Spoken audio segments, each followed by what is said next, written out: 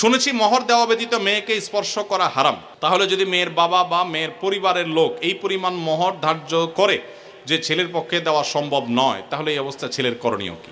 হ্যাঁ, বুঝছি আমি, প্রশ্ন কমন পায়ে পড়ে গেছে, এই তো। আচ্ছা শুনেন, যারা ঠিক ঠিক করছে এইসব হয় আবিয়াত্তা পুরুষ, আর না হলে বিয়ে করে বেচারা ফাইসা গেছে। শুনেন, ভালো করে শুনেন। প্রথম কথা হলো যে মোহর দেওয়া ছাড়া স্ত্রীকে স্পর্শ করা হারাম, এ কথা ভুল। প্রশ্নে যিনি লিখেছেন এটা সঠিক কোনো কথা না। মোহর ধার্য করলে সেটা দিতে হবে বাধ্য। আল্লাহ বলেছেন ওয়াতুন নিসা সাদুকাতিহিন্না নিহলা, তোমরা তোমাদের স্ত্রীদের মোহর পরিশোধ করে দাও, এটা তাদের প্রাপ্য অধিকার, এটা দিয়ে দিতে হবে, এটা ক্লিয়ার। তবে সে দেওয়াটা আপনি নগদও দিতে পারেন, পরেও দিতে পারেন। তবে মেয়েরা একটা মাসালা জানে না, যদি মেয়েরা মাসালা জানতো বাসর ঘরে ঝুলে ফেলতো আপনাদেরকে।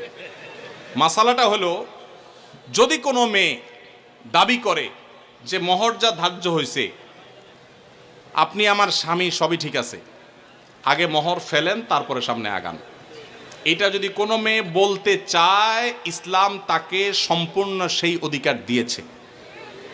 কিন্তু আমাদের সমাজে মেয়েরা মাসআলা আমার কাছে শোনার পরও বলবে না। এটা কেন বলবে না? কারণ আমাদের সমাজে পুরুষগুলো এমন রাক্ষসের মতো এবং এমন জালিম, এমন অত্যাচারী, বেশিরভাগ, সবার কথা বলছি না, যে এই কথা যদি মেয়ে বলে বাসর রাতে, ঠিক আছে স্বামী সবই ঠিক আছে, আপনার সাথে আমার বিয়ে হয়েছে, সব ঠিক আছে, মোহর ধার্য হয়েছে, এটা আমার প্রাপ্য, আল্লাহ কোরআনে বলছেন, অতএব এটা দিয়ে দেন। ছেলে বাসর তুইয়া পালায় দৌড় দিবে, বলবে এই মেয়ে বাসর রাতে এখনই অবস্থা করতেছে, আল্লাহ জানে আমারে কোথায় ঝুলায়। ঠিক না বেঠিক? অথচ এটা ঠিক না। সব কথাই তো ঠিক ঠিক বলেন। এ ওয়াজ মাহফিলের একটা সমস্যা হলো, ঠিক হলেও ঠিক, ঠিক না বেঠিক? এটাও ঠিক। আচ্ছা যাক, শুনেন, নবী করিম সাল্লাল্লাহু আলাইহি সাল্লামের মেয়ে, ভালো করে শুনে রাখেন, নবী করিম সাল্লাল্লাহু আলাইহি সাল্লামের কন্যা ফাতেমা রাদিয়াল্লাহু তাআলা আনহা, তার বিয়ে হয়েছে কার সাথে? আল্লাহু আকবার। আলী রাদিয়াল্লাহু তাআলার মতো ইসলামের খলিফার সাথে তার বিয়ে। ফাতেমা রাদিয়াল্লাহু তাআলা আনহা তার বাবা নবী করিম সাল্লাল্লাহু আলাইহি সাল্লামকে বলেছেন, বিয়ে হয়েছে আব্বা ঠিকই আছে, বাট আমার দাবি হলো মোহর যেটা ধার্য হয়েছে সেটা যেন আমাকে আগে পরিশোধ করে দেওয়া হয়। আজ আমাদের সমাজে মেয়েদের সে অধিকার দেই আমরা?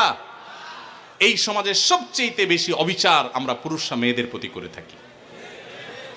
বিয়ে করেছেন আর মোহর পরিপূর্ণ পরিশোধ করছেন এরকম বাপের বেটা যারা, তারা হাত তোলেন। কয়টা বাপের বেটা দেখছেন এখানে? হাত গণেন তো, কয়টা হাত? লা হাওলা ওয়ালা কুওয়াতা ইল্লা বিল্লাহ। স্টেজেও হাত উঠে নাই, নামান, ইজ্জত বাঁচান। উঠছে মানে অল্প স্বল্প উঠছে, আমি সবার কথা বলছি না। আমি দিয়ে দিয়েছি আলহামদুলিল্লাহ, আমি হাত উঠেছি। কিন্তু শোনেন, বাকিরা হাত উঠেছেন তার মানে কি সব অবিবাহিত? মোটেই না। কিন্তু মোহর দেন নাই। মোহর যদি ধার্য হয়ে থাকে তাহলে সেটা দিতে হবে, কথা ক্লিয়ার? মোহর না দিলে স্ত্রীকে সেটা হারাম হবে, হারাম। আপনি পাওনাদারের পাওনা না দিলে যেরকম হারাম হয়, স্ত্রীর মোহর না দিলে সেটা গুনাহ হয়। হ্যাঁ, পাওনাদারের পাওনা যেরকম আপনি সময় নিয়ে তার কাছ থেকে 1 বছর 2 বছর পরেও দিতে পারেন, স্ত্রীর মোহরটা এরকম পরে দিলেও আদায় হয়ে যাবে। বাট যদি না দেন, মেরে দেন, যে আর স্ত্রীর আর কি দিব, সে তো আমার ঘরওয়ালি, তাহলে কিন্তু আপনি ধরা খেয়ে গেছে। কথা কি বুঝে আসছে? অনেক আমাদের দেশে মেয়েরা এত সহজ সরল, অনেক ছেলে আছে এমন বাটপারের বাটপার, বাসর রাতে বউরে বলে, দেখো এখন মোহর তো ধার্য করছে মুরব্বীরা 10 লাখ, আমি তো 20,000 টাকা বেতনে চাকরি করি, কোত্থেকে দিব এত টাকা?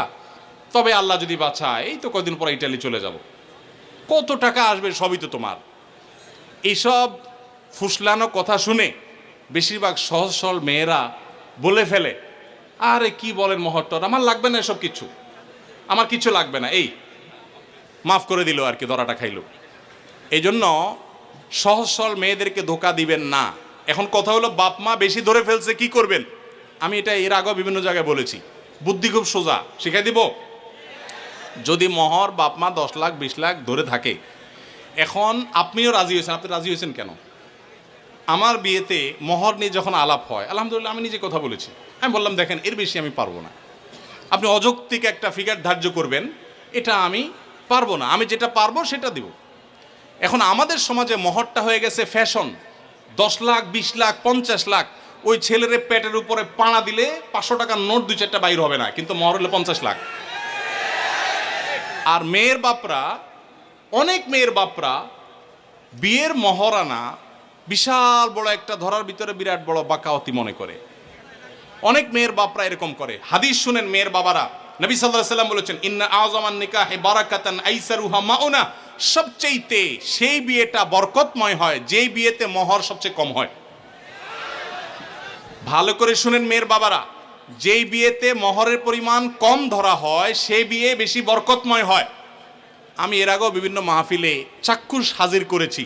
যারা মুরব্বী আছেন এখানে, খবর নিয়ে দেখেন 10 টাকা, 15 টাকা, 20 টাকা মহর ধার্য করা হয়েছে। আপনি বলবেন সে আমলের 15 টাকা, বুঝলাম সে আমলের 15 টাকা, এখনকার 15,000 টাকা বা 1.5 লাখ টাকা, এর বেশি তো না। তখনকার 15,000 এখন 15 কোটি সমান তো আর না।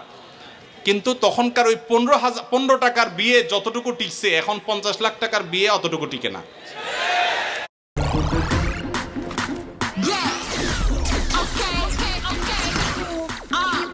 অনেক বাপমা মনে করে এটা বোধহয় বিয়ে টিকানোর একটা উসিলা, এই জন্য যত বেশি ধরবো বিয়ে তত টাইট হবে। না, এগুলো সঠিক কথা না। এটা প্রথম কথা। দ্বিতীয় কথা হলো 15 লাখ, 20 লাখ, 10 লাখ, 50 লাখ বাকাওয়াতি করে জাহির করলেন, আপনার মেয়ে 1 টাকাও পাইল না। মানে কি? যতটুকু ধার্য করা হবে ততটুকু দিতে হবে। এই জন্য ছেলেরা যদি কোনো কারণে মুরব্বীদের কথা ফুসলানিতে পড়ে আপনি রাজি হয়ে থাকেন, রাজি হয়ে গেছেন 20 লাখে, সই করে দিয়েছেন, রাজি হয়ে গেছেন, এখন আপনার বাঁচার উপায় আছে একটা, হয় পুরা টাকা আদায় করে দিবেন, আর না হয় বইয়ের কাছে একটা দরখাস্ত লিখবেন। কি লিখবেন?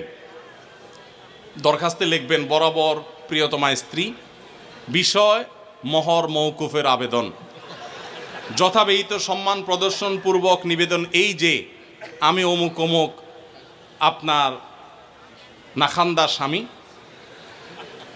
বিবাহের সময় মুরব্বীদের পীড়াপিড়িতে রাজি হয়ে এত টাকা ধার্য হয়েছে, আমি রাজি হয়ে গিয়েছিলাম, তখন বুঝি নাই যে এটা দিতে হবে।